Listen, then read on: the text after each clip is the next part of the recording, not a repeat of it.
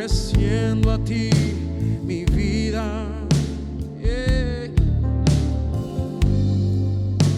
En santidad y amor, oh Padre, oh Padre, Padre, solo a ti te ofrezco mi vida y mi corazón, y me postro en tu presencia.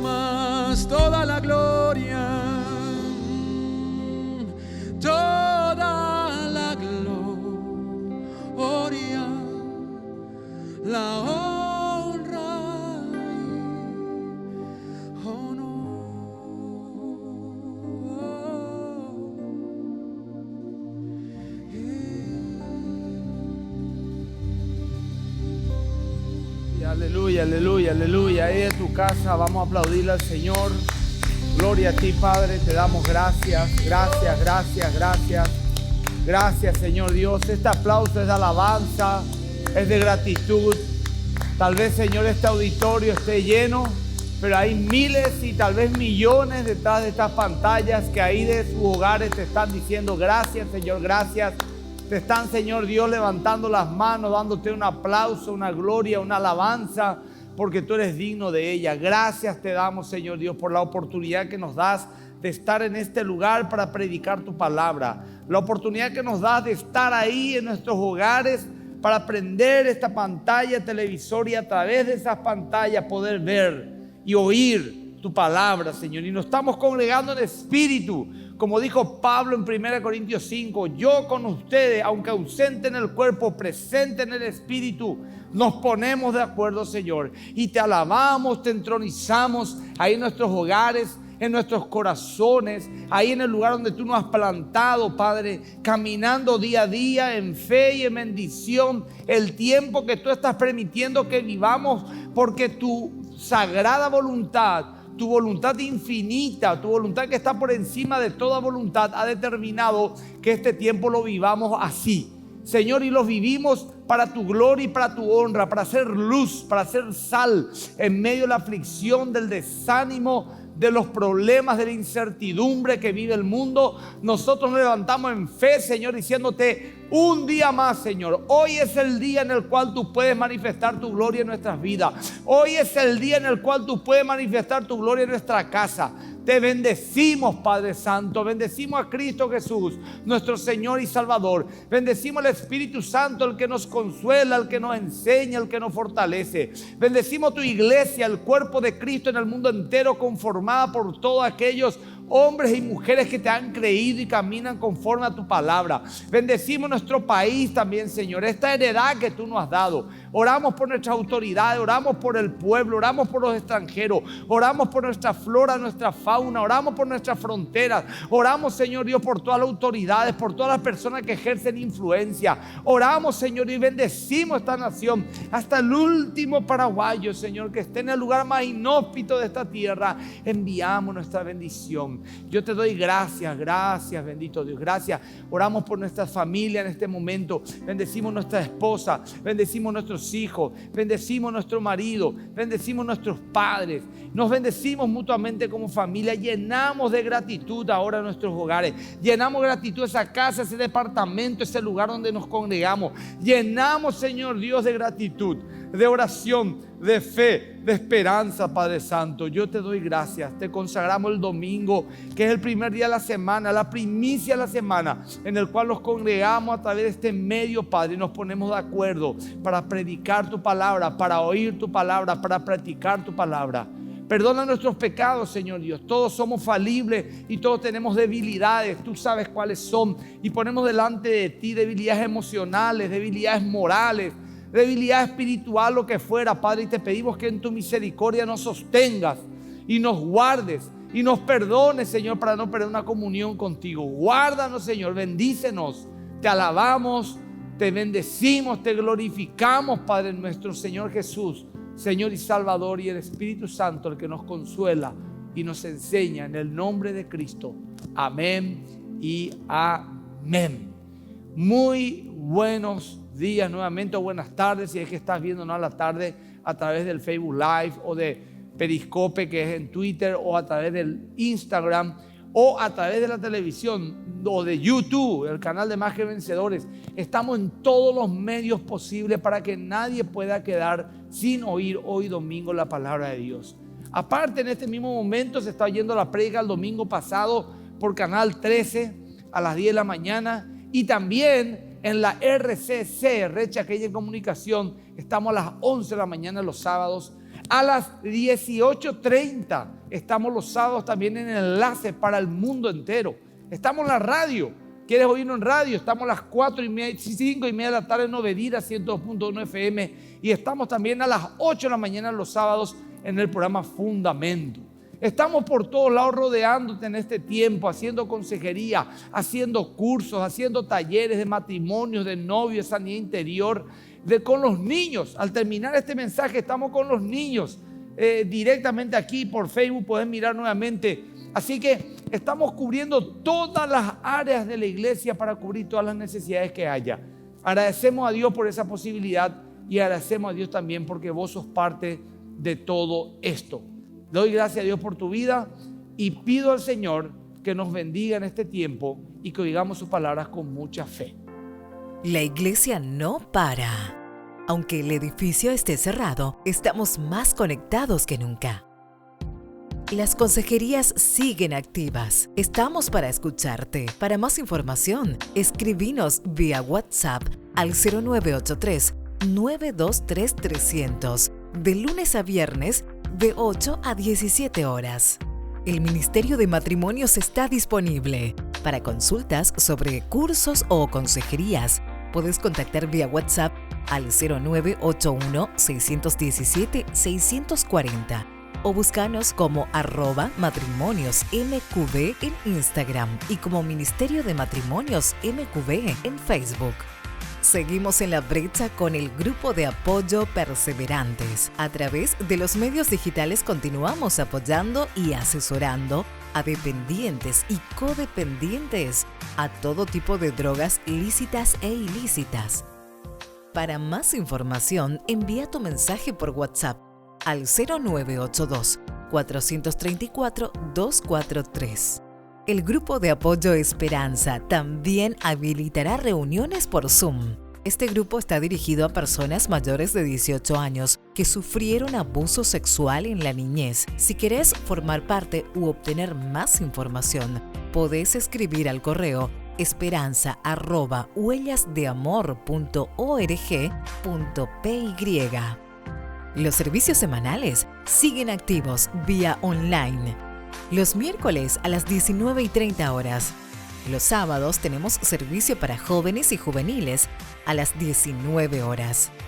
Y los domingos, el servicio central a las 10 de la mañana con repetición a las 5 de la tarde. También seguimos compartiendo contenido por WhatsApp. Si deseas recibir las oraciones y devocionales diarios, podés solicitarlos al 0982-601-450. Para recibir los vídeos y contenidos multimedia, solicitalos al 0983-777-717. La iglesia no para. Sé parte vos también. Bueno, estos son los servicios que la iglesia te está ofreciendo y seguimos trabajando. Y las personas que quieren acercar sus ofrendas, sus diezmos, sus aportes voluntarios, pueden hacerlo acá directamente en Rodó, esquina Don Tolo del Chaco, en horario de oficina, o puede enviar un mensaje a donación@mqb.org.pi o escribir o pedir informe al 0986-102-675, 102-675, 0986. Estamos siempre recibiendo y la iglesia se sostiene gracias a los aportes voluntarios que vos estás enviando. No solamente sostenemos esta congregación, las familias que viven a tiempo completo y trabajan en este lugar a tiempo completo para tu servicio, sino que también nosotros estamos llevando a las misiones en el mundo entero, Brasil, Mozambique, enviamos ayudas también a otras iglesias humildes, a quienes apoyamos también con canastas familiares, con kits de alimentos, con ollas populares y todo lo que implica el mantenimiento del edificio que estamos aprovechando este tiempo para hacer una reforma. Dios quiera que pronto podamos por lo menos los que puedan ya reunirse acá según la autoridad nos determinen. Bueno, hoy tengo un mensaje que lo preparé, un mensaje que me gusta darlo porque es un mensaje apologético, pero también nos va a hacer profundamente reflexivo. ¿Por qué apologético? Digo, ¿qué es la apología? Es la defensa de la fe de una manera racional. ¿Qué pasa? La gente en los tiempos que estamos viviendo ahora, difíciles tiempos, para muchos más mal que para otros, la gente se pregunta, ¿dónde está Dios? Y hay un planteamiento muy común en el mundo, muy válido, donde se plantea lo siguiente y dicen, si Dios es todopoderoso y bueno, como la Biblia dice que es Dios, ¿por qué existe el mal? ¿Por qué incluso le pasan cosas malas a gente buena, a gente que no se merece? En la historia de la Biblia tenemos uno que es muy profunda su historia, es Job, que era un hombre íntegro, un hombre intachable. Sin embargo, Dios permitió cosas terribles en su vida. Pero esa es la pregunta del problema del mal, que conflictúa muchos para poder creer en Dios. Se le conoce a esto como la demanda de contradicción. ¿Por qué contradicción? Porque sencillamente si hay un Dios que fuera todopoderoso y bueno, el que es bueno odiaría el mal y tiene todo el poder para quitarle el mal. Sin embargo, vemos la realidad que habiendo supuestamente, dicen los escépticos, un Dios bueno y todopoderoso, existe el mal. Entonces la conclusión es que si el mal existe, no puede existir un Dios bueno y todopoderoso. Es hasta casi algo muy simple de plantear, pero aunque parece muy sólido el argumento, es muy simplista. Este argumento cae de por sí, sencillamente planteándonos otra propuesta. Si Dios tuviera una razón para permitir la existencia del mal, es muy posible que el mal pueda coexistir con Dios. Si Dios, en una sabiduría infinita que nosotros no alcanzamos a entender, tuviera una muy buena razón para que el mal exista, a pesar de que atrae sufrimiento y dolor, y Él tiene un porqué de ese mal, es factible que Dios exista juntamente con el mal. Yo quiero leerle a ustedes la historia de un hombre llamado Lázaro. Está en el libro de Juan capítulo 11. Y voy a leer in extenso porque es una historia apasionante. Y luego vamos a ir recorriendo versículo por versículo de tal manera podamos entender profundamente al punto en el cual quiero llegar.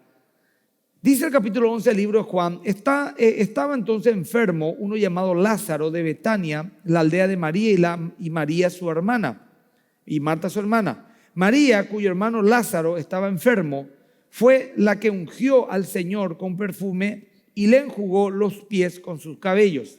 Enviaron pues las hermanas para decir a Jesús: Señor, he aquí el que amas está enfermo. Jesús estuvo en el capítulo anterior durmiendo, estando en la casa de Lázaro. Él va, Lázaro enferma, la hermana inmediatamente manda a llamar a Jesús diciéndole: el que amas, casi como que comprometiéndole a Jesús, el que amas está enfermo. Oyendo Jesús dijo: esta enfermedad no es para muerte, sino para la gloria de Dios, para que el Hijo de Dios sea glorificado por ella. Y amaba a Jesús, la Biblia corrobora que amaba a Jesús a Marta, a su hermana María y a Lázaro. Cuando oyó pues que estaba enfermo, se quedó 2 días más en el lugar donde estaba. O sea que vienen, le dicen los informantes: Jesús, el que ama, está enfermo. Te lo hacen decir su hermana, tus amigas, la que tú amas, Marta y María. Y él dice: esta enfermedad no es para muerte. Sabemos que después terminó muriendo. Y luego de decir esto es para la gloria de Dios, se queda 2 días más en el lugar donde estaba. O sea que no acude inmediatamente a resolver esta situación muy difícil. El 7. Luego, después de esto, dijo a los discípulos: vamos a Judea otra vez. O sea, ahí vamos a volver a Judea. Le dijeron los discípulos: Rabí, ahora procuran los judíos apedrearte y otra vez vas allá. Respondió Jesús: no tiene el día 12 horas. El que anda de día no tropieza porque ve a la luz de este mundo. Pero el que anda de noche tropieza porque no hay luz en él. Dicho esto, les dijo después: nuestro amigo Lázaro duerme, mas voy para despertarle. Dijeron entonces sus discípulos: Señor, si duerme, sanará. Pero Jesús decía esto de la muerte de Lázaro, y ellos pensaron que hablaba del reposar del sueño. Pensaron que Lázaro enfermo se quedó dormido y que Jesús iba a ir a despertarle. Entonces Jesús le dijo claramente: Lázaro ha muerto. Y me alegro por vosotros de no haber estado allí, para que creáis más, vamos a él. Dijo entonces Tomás, miren Tomás, llamado Dídimo, a sus condiscípulos: vamos también nosotros para que muramos con él, con Jesús. Fíjense Tomás. Tomás fue aquel que dudó, aquel que dijo: si yo no le toco a Jesús en el costado, meto mi dedo en sus heridas de sus manos y sus pies, yo no voy a creer, dijo. Y vemos que el carácter de Tomás era así, pesimista, siempre incrédulo, viendo lo malo. Jesús acaba de decir: vamos a resucitar un muerto. ¿Y qué dice Tomás? Vayamos y muramos con él. Una fe bastante peculiar, porque por un lado él cree en Jesús y dice: vamos con Jesús. Pero por otro lado no entendió, no escuchó que Jesús dijo: voy a ir a dar vida, no voy a ir a morir. Pero él ya como pesimista: vamos a morir ya, trágico. Viste que hay gente así muy trágica, siempre ve el lado malo de las cosas. Ese era Tomás. Jesús, la resurrección y la vida, dice el 17. Vino pues Jesús y halló que hacía ya 4 días que Lázaro estaba en el sepulcro. No era un desmayo, no estaba en coma, como vamos a ver en un rato, hería ya el cuerpo. Betania estaba cerca de Jerusalén, como de 15 estadios, unos 17 kilómetros. Y muchos de los judíos habían venido a Marta y a María para consolarlas por su hermano. Entonces Marta, cuando oyó que Jesús venía, salió a encontrarle, pero María se quedó en casa. Y Marta dijo a Jesús: Señor, si hubieras estado aquí, mi hermano no habría muerto. Suena a reclamo, Suena a reclamo. Hace ya varios días te pedí que vengas, te quedaste otra vez más días, aún estaba enfermo, pudiste haber venido a sanarle como hiciste con mucha gente. Lázaro, tu amigo, a quien tú amas, y nosotras, su hermana, que te hospedamos en nuestra casa, a quien tú amas, y no viniste. Bueno, Marta dijo a Jesús: Señor, si hubiera estado aquí, mi hermano no habría muerto. Mas también sé ahora que todo lo que pidas a Dios, Dios te lo dará. Jesús le dijo: tu hermano resucitará.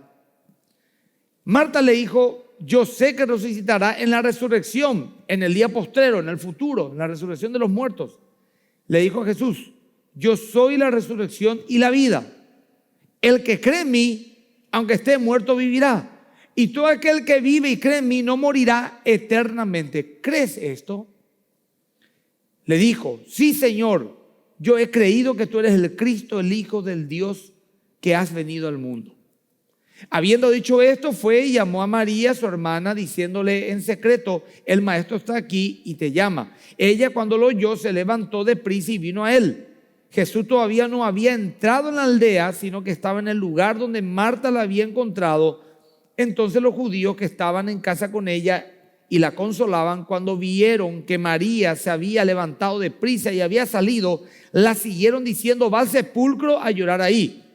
María, cuando llegó a donde estaba Jesús, al verle, se postró a sus pies diciendo, Señor, si hubiera estado aquí, no habría muerto mi hermano. La misma cosa que Marta, un reclamo, que vamos a hablar después de eso, un clásico cuestionamiento. Señor, ¿por qué no me salvaste? ¿Por qué oré y te pedí? ¿Por qué me pasó a mí? ¿Por qué clamé? ¿Por qué permitiste esto? ¿Dónde estás tú? ¿Qué pasó de vos? Vos pudiste haberlo hecho si querías.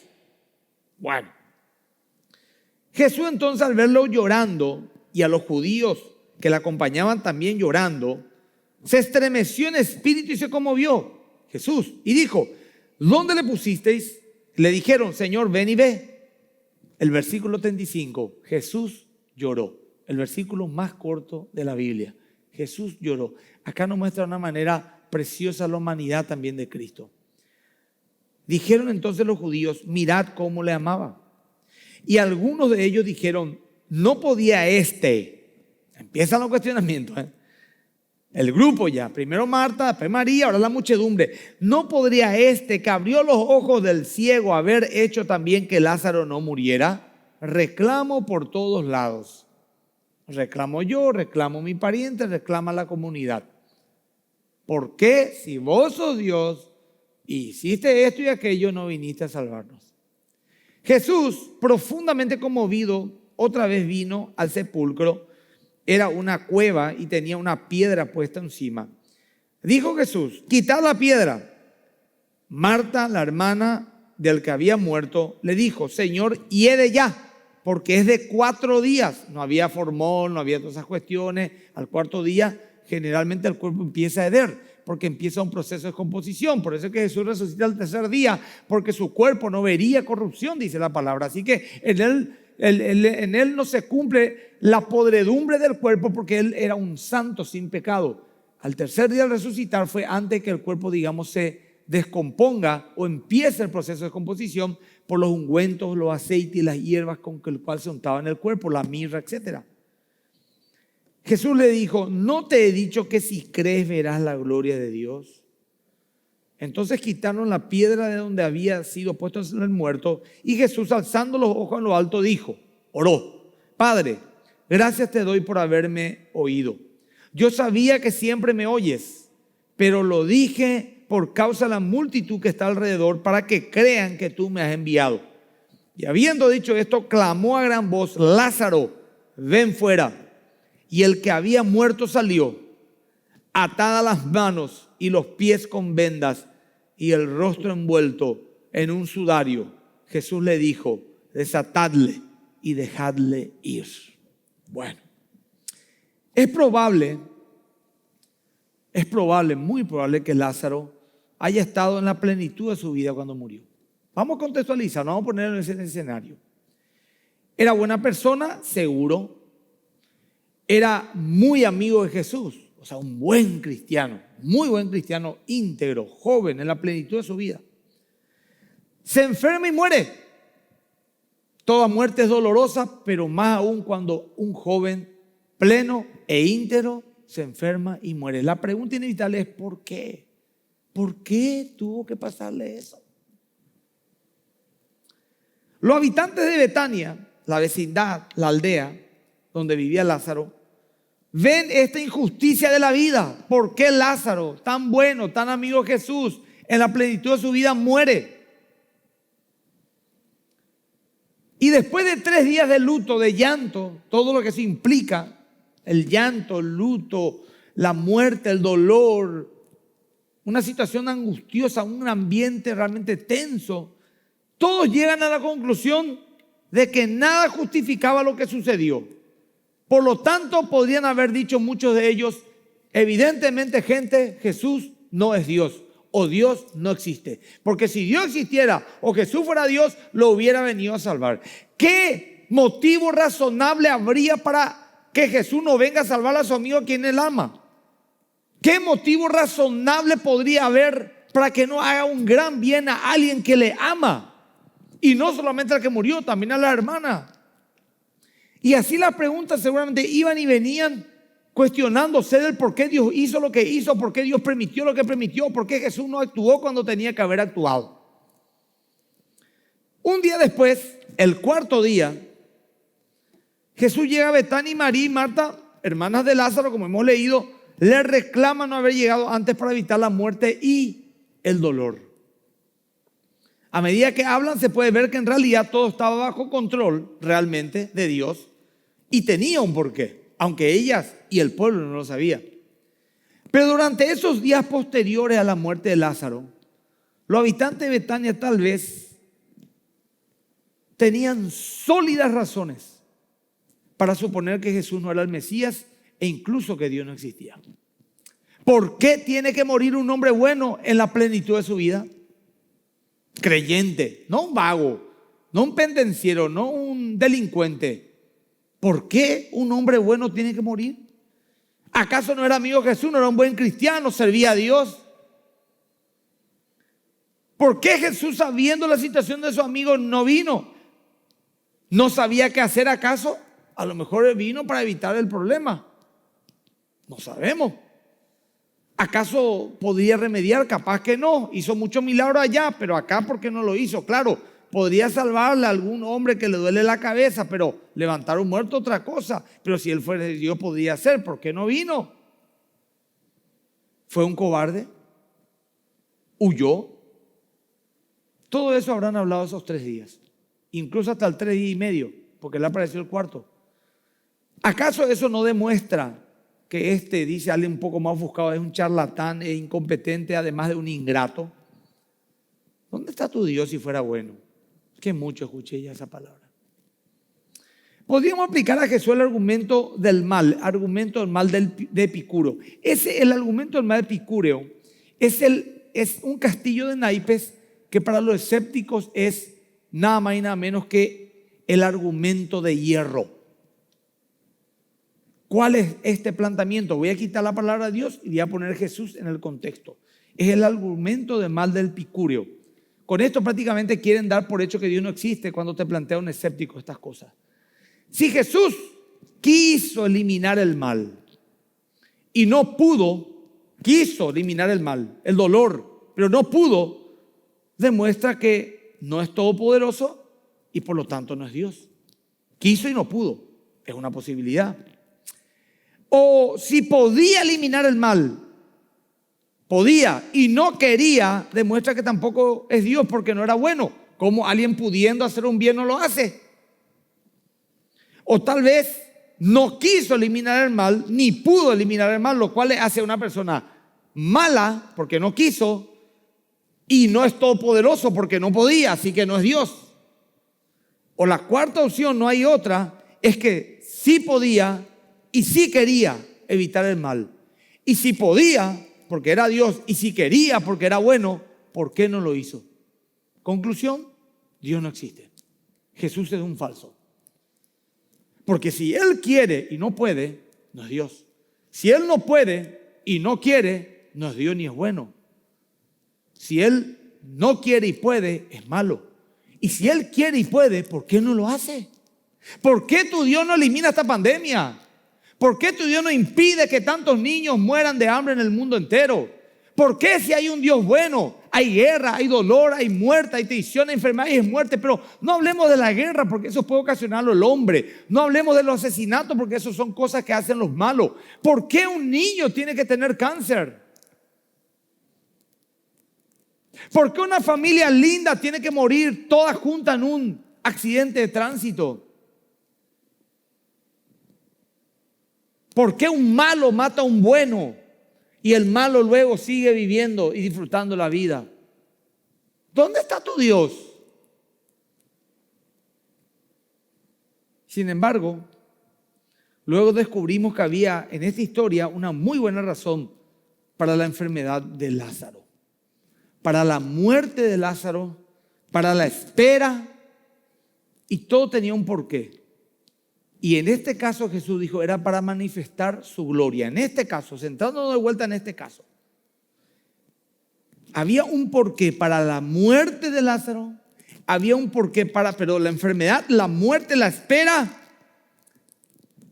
un porqué, un propósito había, manifestar la gloria de Dios. ¿Qué significa esto?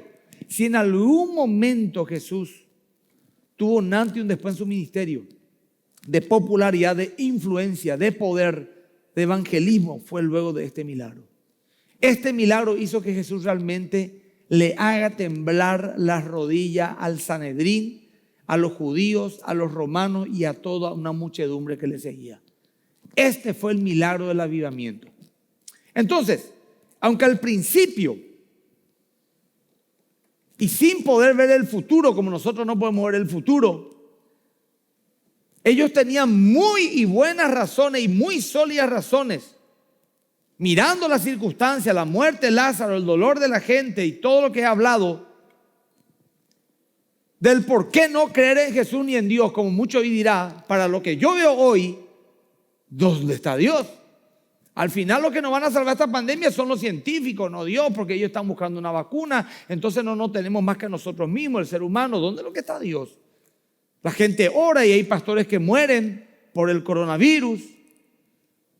Hay iglesias que se juntaron a orar y la gente salió infectada. ¿Dónde está el poder de Dios?, te preguntan. Entonces, aparentemente, según nuestra mirada, nuestro presente, lo que nuestros sentidos físicos nos dicen, hay razones sólidas para creer que Dios no existe, según dicen los escépticos. Ahora, así también plantearon con Lázaro. ¿Por qué no le salvó a Lázaro? ¿Por qué no vino entonces durante esos 3 días y medio? Entonces, luego viene Jesús, resucita a Lázaro y cambia totalmente la perspectiva. Miren, se produjo un milagro absolutamente glorioso y extraordinario. La alegría de la resurrección superó ampliamente la alegría de la recuperación de una enfermedad, porque es mucho más impactante que un enfermo se sane a que un muerto resucite. El impacto emocional y espiritual en Betania generó un avivamiento que fue a todas las tierras. De seguro la vida de Lázaro no fue la misma más después de esta resurrección, ni la de María, ni la de Marta, ni de los judíos que se habían quejado, ni de ese pueblo. Estoy seguro que cambió totalmente esa comunidad. La fe en Jesús fue mucho mayor después de ese milagro. Así también hoy podríamos nosotros creer que tenemos sólidas razones para creer que Dios no existe, porque hay mal. Pero como estamos limitados, Dios puede cambiar esa perspectiva en un solo acto. En el futuro, de hecho, lo hará. Y toda la perspectiva cambiará. Y diríamos, ahora entendemos del por qué Dios permitió el mal. Ahora, mirando todo esto, podemos ver el resultado incomparablemente más bueno de lo que cualquiera pudo haberse imaginado en Betania. Este ejemplo y muchos otros en la Biblia nos muestra que hay ocasiones en la vida que no podemos decir esto. Si Dios tuviera una razón para permitir la existencia de un mal específico, probablemente sabíamos cuál es ese motivo. Te vuelvo a decir, esta historia de Lázaro nos quita la autoridad de poder decir esto. Si Dios tuviera un motivo del por qué permite esto, Él entonces tendría que decirnos del por qué permite esto.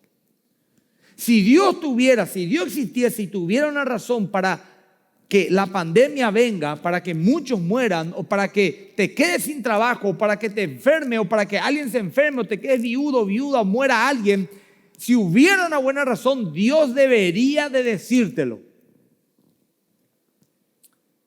La pregunta que yo hago es, ¿por qué tendría que decirlo Dios? Es una pregunta que golpea al ego humano, pero es bastante razonable. Fíjate, ¿por qué Dios tendría que decirnos todo? Y voy a ir ahí, ¿por qué no? Y yo te digo, tendríamos la capacidad de entender su designio de un Dios infinito, siendo nosotros finitos. No. Dios es infinito, nosotros somos limitados. Si Dios pudiera explicarnos todos sus designios y nosotros pudiéramos entender todos sus designios, entonces, o nosotros somos Dios, que podemos entender lo que Dios quiere, entonces somos Dios, o Dios no es Dios, porque lo que Él sabe es tan limitado como para que un ser humano lo pueda entender. Y no solamente estamos limitados, sino estamos caídos. Es razonable pensar que Dios tiene razones para permitir el mal en nuestras vidas. Yo puedo pensar esto como creyente, de hecho lo hago. Yo sé que Dios, aunque no lo entienda, tiene razones para que permita esta circunstancia en mi vida. Esa es la fe. No sé el motivo, no sé la razón, pero yo creo de alguna manera que Dios tiene el control y que Él sabe y que esto de alguna manera va a redundar para su gloria y para bendición. Aunque nosotros no alcancemos a entenderlo. Y es también razonable que pueda haber un Dios bueno y todopoderoso coexistiendo temporalmente, porque la Biblia lo dice, con el mal, temporalmente. Y es precisamente eso lo que podemos esperar que ocurra.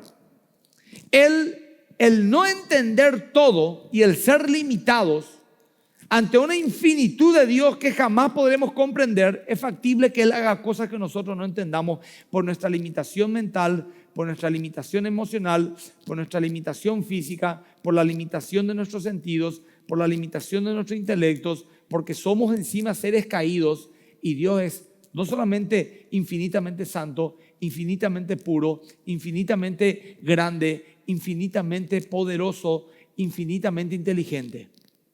En conclusión, aunque según nuestro limitado entendimiento y nuestra limitadísima información, es incoherente que exista un Dios bueno y todopoderoso y el mal al mismo tiempo a nuestro alrededor, esto no justifica de ninguna manera que esos males no sean justificados, aunque nosotros no lo entendamos, y que no tenga una muy buena razón del por qué existen, aunque nosotros no lo entendamos. Y digo temporalmente, ¿por qué? Porque la gente dice, ¿para qué Dios nos hizo nacer para vivir en este mundo tan injusto, expuesto a la enfermedad, al dolor y a la muerte? Si solamente eso fuera el panorama, estoy de acuerdo contigo. ¡Qué injusticia! Pero el fin del ser humano de ninguna manera es solamente esta vida. Para la cosmovisión bíblica, nosotros nacemos en este mundo, mejor vivir que no existir. Para ser salvados de nuestro pecado, mejor ser salvados que eternamente condenados. Y para que una vez que paguemos por nuestro pecado, en el sentido de la muerte física, por cuanto todos pecados estamos instituidos en la gloria de Dios y todos tenemos que morir porque la paga del pecado es muerte, luego, en una eternidad, disfrutar eternamente y para siempre, donde no hay llanto ni dolor. En el cielo no hay tumbas. En el cielo no hay velatorios. Y según la cosmovisión bíblica, el fin del ser humano que cree en su Creador y recibe a Cristo es el cielo eternamente y para siempre. Desde el punto de vista humano, Dios no es justo, pero la perspectiva de Dios es infinitamente mayor. Dios interactúa con toda la dinámica y la complejidad del universo cuando toma sus decisiones y que todo eso determina su sabiduría. Nosotros a veces no sabemos ni manejar nuestra emoción. Un día estamos felices, otro día estamos tristes de balde. Dios maneja la complejidad de todo el universo. Y Dios no se defiende ante la acusación del hombre. Dios no se defiende ante la acusación del hombre. En toda la Biblia no se defiende ante la acusación del hombre, del por qué permite el mal. ¿Por qué? Porque sería absurdo que Dios se defienda explicando el porqué del mal. El ser humano no tendría la capacidad de entender la complejidad de todas las decisiones que Dios permite. Esto deja al hombre en una condición de humildad y de humillación. Pero, ¿por qué hay sufrimiento en este mundo de Dios? Nuevamente nos preguntamos. Dios no da una respuesta tajante. No hay un versículo que te resuma y te diga, Dios permite el mal por esto. Sencillamente apela a los que vivimos en este mundo extremadamente complejo, porque es un mundo extremadamente complejo, que está caído espiritualmente, moralmente, que no está diseñado por esa caída para prevenir el sufrimiento, que vivamos esta vida confiando en Él. ¿Y qué es lo que es confiar? Deposito en Él mi fe. Por ejemplo, estás apurado, tenés que ir a 2 lugares al mismo tiempo, pero no podés. Pero alguien te dice, mira, ¿qué te pasa? Y dice, tengo que llevar esto acá y esto allá, pero no puedo. Pero es ahora que tengo que hacer. Entonces Él te dice, déjame, yo te llevo esto acá y voy a llevar esto allá. Y vos decís, gracias, le da el paquete y se va. Vos confiaste en Él, descansaste en Él, pero realmente uno tiene seguridad que Él se vaya a hacer eso. Pero vos das por hecho que se va a ir porque te lo dijo. Bueno, eso es confiar. Aunque yo no entienda y no tenga el control, sé que Dios sí tiene el control. Y de alguna manera me da paz y esperanza el saber que Él tiene el control de todo. Ahora, ¿por qué Dios pudo haber permitido el mal? Solamente podemos ensayar respuestas. La verdad verdadera, solamente Dios lo sabe. En su misterio, en su misterioso designio. Pero podemos pensar, mucho no le gusta, bueno, terminamos otra vez con un misterio. ¿Y qué querés que haga? Si Dios no lo revela un misterio, yo puedo quitar algunos filtros, ¿verdad? Por ejemplo, vamos a suponer, la Biblia no dice ni una parte, mirar pornografía es pecado, no dice. Pero concluimos que es pecado, ¿por qué? Porque hay principios que al mirar eso violan esto. Por ejemplo, el que mira a una mujer codiciándola en su corazón ya pecó contra ella. Entonces, por los filtros y principios bíblicos llegamos a la conclusión de que Dios no aprueba eso. Estamos, aunque no lo diga específicamente. Bueno, así también no hay una respuesta en un renglón del por qué Él permitió el mal, pero todos los principios de la palabra de Dios y todo su consejo nos llevan a conclusiones bastante razonables. Por ejemplo, el pastor John Piper dice, iría a leer, si Dios es soberano, Él podría, escuchar, Él podría destruir a Satanás cuando Él quisiera. ¿Sí o no? Sí. También podría eliminar el mal o simplemente no haber permitido que exista, ¿cierto?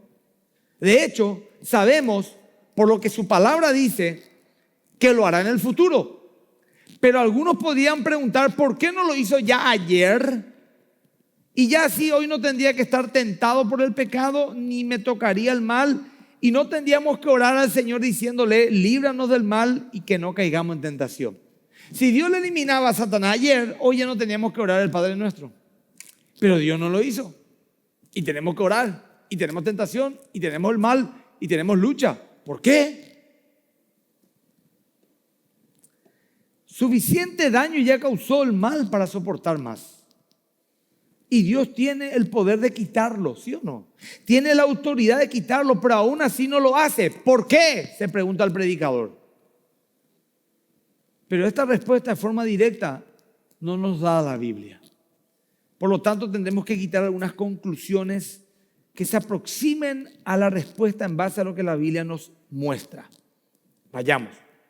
Dios permitió que Satanás tenga una correa muy larga. Pero al mismo tiempo, el que sostiene esa correa a un extremo es Dios mismo. Es muy loco para la mente humana. Aparentemente muy contradictorio, pero es así, es lo que la Biblia nos dice. Satanás tiene un poder limitado y Dios le dio ese poder limitado por un tiempo determinado. Dios sabe que cuando entramos y salimos de esas tentaciones físicas o morales, más de la gloria de Dios brillará en esa batalla que si Él hubiera quitado a Satanás ayer. Si habría evidencia de la paciencia y el poder de Dios para con nosotros mientras luchamos con el pecado y soportamos el sufrimiento, es que Él permita el sufrimiento. Habría más evidencia de su misericordia si es que hay dolor y sufrimiento. Habría más evidencia de su gracia que nos sustenta en medio del sufrimiento que Satanás puede causarnos. De hecho, es eso lo que nos dice la Biblia. Pero alguien podría decir, no estoy de acuerdo con que Dios gobierne así el universo. No estoy de acuerdo con eso y muchos lo dicen. Y de esa manera rechazan a Dios Y así, sencillamente, viven como si Él no existiera. Y esos seres humanos, una vez que mueran, se perderán eternamente y para siempre en un lugar donde el llanto y el dolor es constante, alejados de su presencia. Pero si rechazamos esta realidad que la Biblia y la vida nos muestra, y rechazamos esta realidad de que Dios puede coexistir con el mal, y no es fácil declararlo. Yo también tengo hijos, yo también se me ha enfermado mi hijo en algún momento, yo también temí la muerte, yo también sufrí traiciones, yo también causé dolor a otros. No es fácil, yo no estoy hablando desde la luna, desde Marte. Soy un ser humano de la tierra, sufro y estoy sujeto a tanto dolor como cualquiera puede sufrir. Pero si alguno rechaza lo que la Biblia nos revela y morimos, seremos condenados. Yo prefiero confiar en Dios y creer que yo no puedo comprenderlo todo, pero Dios sí. Prefiero creer en la manera de Dios y de cómo Dios maneja la realidad del universo. Prefiero creer eso que creer en que yo podría manejar mejor el universo que Dios. Prefiero creer. Yo creo que Dios tiene una manera más sabia, aunque no pueda entender, del manejo del universo de lo que yo pudiera tener. Porque si yo le digo a Dios, vos por qué no haces como yo quiero que vos hagas, entonces yo sé cómo debería actuar. Y Él no sabe, entonces yo sería un Dios, o soy un osado, o soy un orgulloso. Prácticamente el razonamiento es este. Si Dios no es como yo quiero que sea, yo no voy a creer en Él. Casi parecería el capricho de un niño. Si vos no me compras, papá, lo que yo quiero, no te quiero más. Dios envió a su Hijo justo en medio de esta guerra satánica, y fue Satanás mismo quien puso en el corazón de Judas traicionar para que él vaya en una cruz, y él mismo se expuso a un terrible sufrimiento, a un terrible engaño, a una terrible mentira, a un asesinato voraz, y muere en la cruz. Y Colosenses 2:15 dice: y despojando a los principados y potestades, los exhibió públicamente, triunfando sobre ellos en la cruz. Hay mayor gloria que vendrá a Cristo a causa del sufrimiento para destruir a Satanás, que si Dios sencillamente con un chasquido de dedo lo hubiera eliminado. Y la razón final, creo yo, dice el predicador, es que la gloria de Dios brillará en su mayor esplendor cuando nos veamos supremamente satisfechos en Cristo, más allá del sufrimiento que Satanás nos inflige, que si hubiera evitado Dios que pasásemos por ese sufrimiento sin mayores problemas. Es cuando amamos a Cristo y a Dios, a pesar del dolor y de no entender totalmente por qué sufrimos, es cuando mayor gloria atrae a Dios y mayor corona al hombre. Con la vida de Cristo y la muerte de Jesús en la cruz, el Dios bíblico es el único Dios que se identifica con el dolor de su creación. Alá no.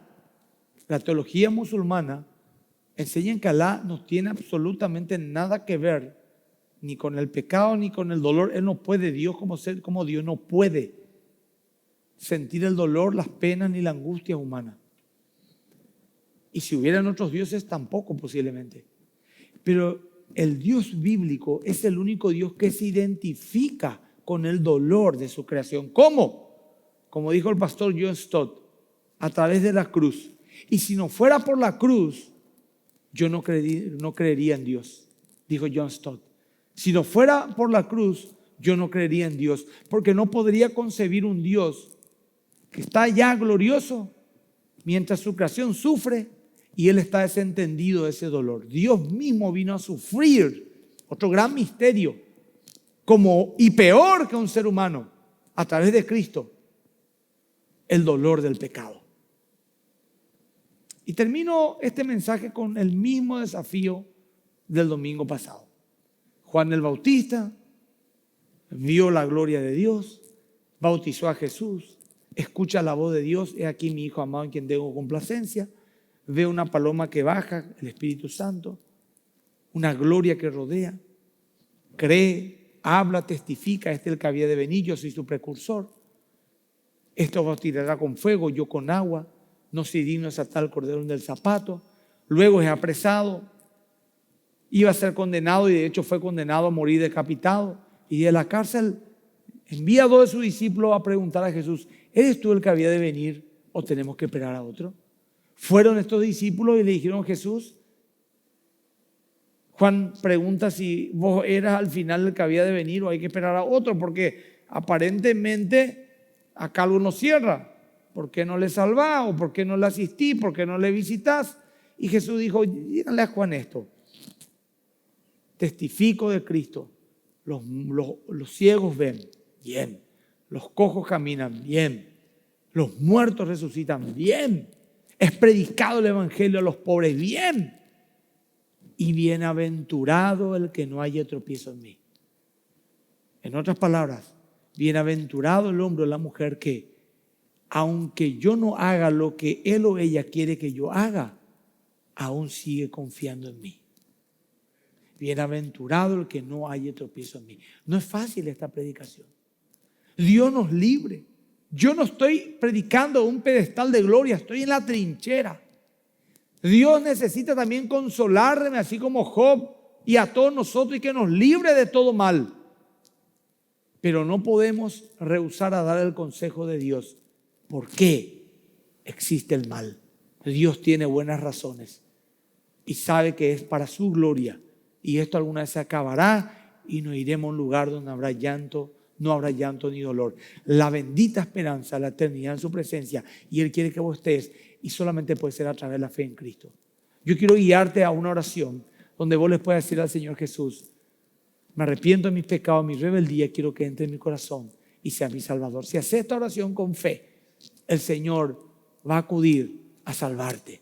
Así que inclina tu rostro mientras los músicos tal vez pasen para una última administración y di conmigo: Señor Jesús, en este momento vengo ante ti reconociendo que he pecado, reconociendo que he sido rebelde. Me arrepiento de mi pecado y te pido perdón, Señor. Con tu sangre derramada en la cruz, límpiame. Y yo te abro mi corazón para que tú entres en él y sea el Señor de mi vida. Recibo tu Espíritu Santo y rechazo a Satanás, la incredulidad y el sistema del mundo. Gracias, Padre, por tu amor y por tu misericordia, en el nombre de Jesús. Amén. Si hiciste esta oración, no estás solo ni sola. Comunícate con nosotros. Podemos escucharte, orar por tu vida o enseñarte la Biblia para que puedas crecer en tu fe en el Señor Jesús. Yo le dejo a Eric para que nos cante una canción y una administración que podemos cantarlos todos en familia desde tu hogar. Quiero levantar mis manos. Quiero levantar mi voz, ofreciendo a ti mi vida, en santidad y amor. Oh Padre, solo a ti te ofrezco